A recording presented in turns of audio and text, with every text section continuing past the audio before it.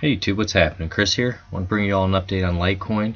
Right now we're at 59.15. We're up 1.27%. And what we're going to get into today, guys, is kind of the overhead resistance, some of the things we're running into, and also some support levels that have been holding pretty well.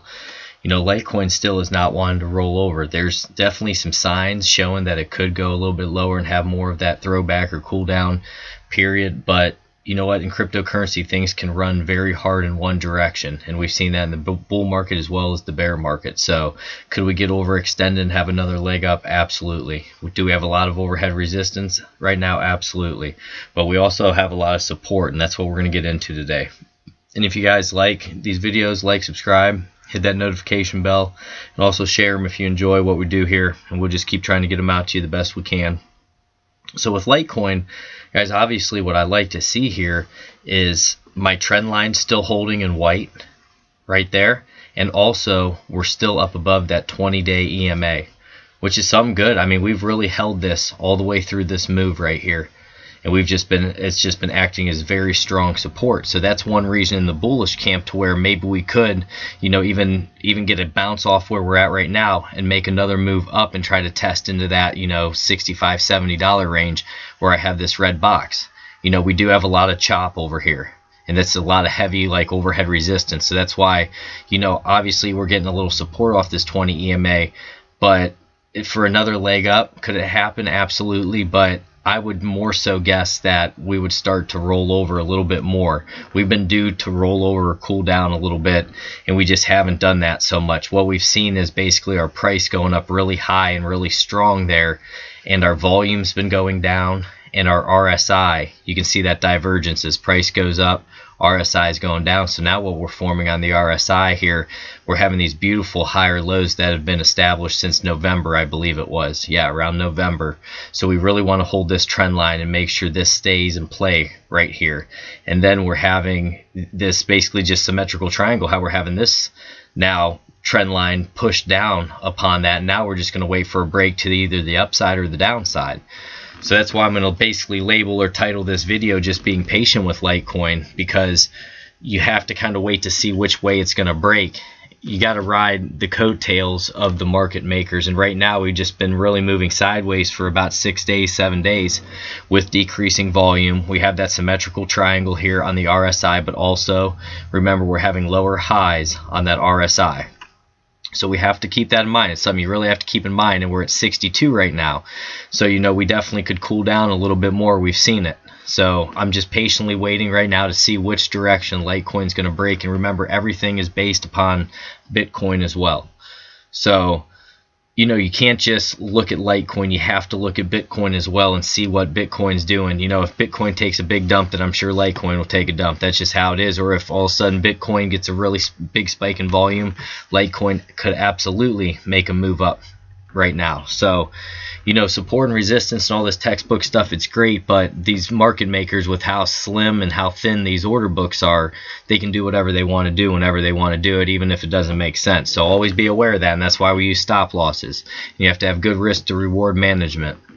You know, one thing I was saying, I don't know if many of you guys got to see the stop loss video that I was doing, but what was in my heart about stop losses is I was watching the documentary. I love sports. I love, you know, karate and rock climb and all that different type of stuff. And I was watching Free Solo, and I'm sure some of you guys saw it as well. And it was about the man who climbed, Alex Honnold. He climbed Yosemite, El Capitan, and it was over 3,000 feet up in the air, and it was just a granite rock face, guys, with hardly any handholds and footholds. It was amazing just to see it, that someone could do this, let alone he did it without a rope.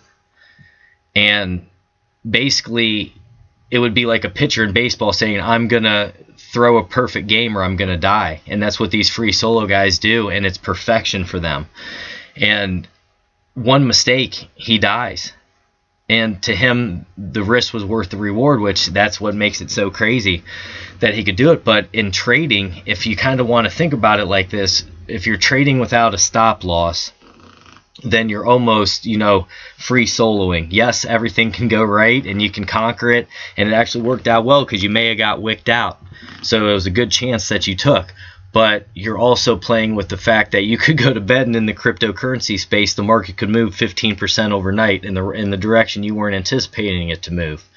So that's where stop losses and stop loss placement is very valuable, and that's the way I think about it. You know, sometimes you do have to free solo a little bit if the market's real choppy and you want to get into something, and you sit back and you monitor it a little more, and you have a set area where you're gonna basically pull the trigger and say I'm out here, but you don't want to get wicked out. So there's a purpose to it as well. But for the most part, if you're playing big positions or whatever, guys, always use a stop loss. Please always use a stop loss. That's all the more I'm going to say about it. But that's how traders get wrecked, is they don't use their stop losses. So use your stop losses. It says it through all my books, every one, chapter after chapter. Stop losses, stop losses. Don't forget about them. So I just want to give that little warning to everybody to always use them. And also, as we're getting back to this, guys, we still have our golden cross taking place there of our 50 moving average over our 200-day moving average. Both of them are acting as support. Our white trend line support, our 20 EMA is support right now. Our 100 moving average is hooking up over top of this longer term trend line, so this intermediate term trend line that we have down here. All those things are great. So, you know, we're just really in that spot right now of waiting and being patient. Patience is the key, guys. It's all about preserving capital as well, you know, and you want to keep the gains that you make. You don't want to give them back to the market. So be patient and wait to see what happens. Could we break up here? Absolutely. Could we start breaking down and then break this trend line and fall to this 50 moving average? Yes. And do we need to even test this lower trend line? I feel like we do in the future as this continues to go out, and you know, we could find support here, then make another leg up. I feel like this will have to get tested again at some point as well, and we'll find good support off it. Look at this, guys, right here off this trend line. Look at that beautiful volume, and got pushed up, and it's resulted in, in all this. So, you know, there's a purpose in these trend lines and having throwbacks and pullbacks and cooling off period. It's so that you can move higher. And it's great that we move from a short-term trend into an intermediate-term trend, and now we're trying to turn into a longer-term trend. So, you know, guys, right now I'm just being patient. There's not a ton to talk about, so I'm not going to waste your time. But I wanted to throw that analogy in about the free soloing and all that. And all the credit to him, man. That's amazing that he was able to do that and all the work that he put in.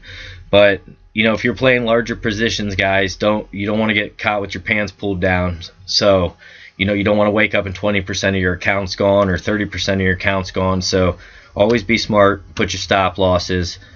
You know, just really consider that, because this can happen to you guys. Do you see that? I mean, look at this plunge. And then you start going, oh, well, maybe we'll find support here, and then you don't. And then you plunge farther, and then you go, oh, maybe it's going to go back up here, and then you plunge farther. So you just don't want to get in that. Have a stop loss, have a spot, and say, I'm pulling the trigger there. That's it. So, guys, God bless each and every one of you. Thank you for being here with me today. And like, subscribe if you like what we do here. Take care, my friends.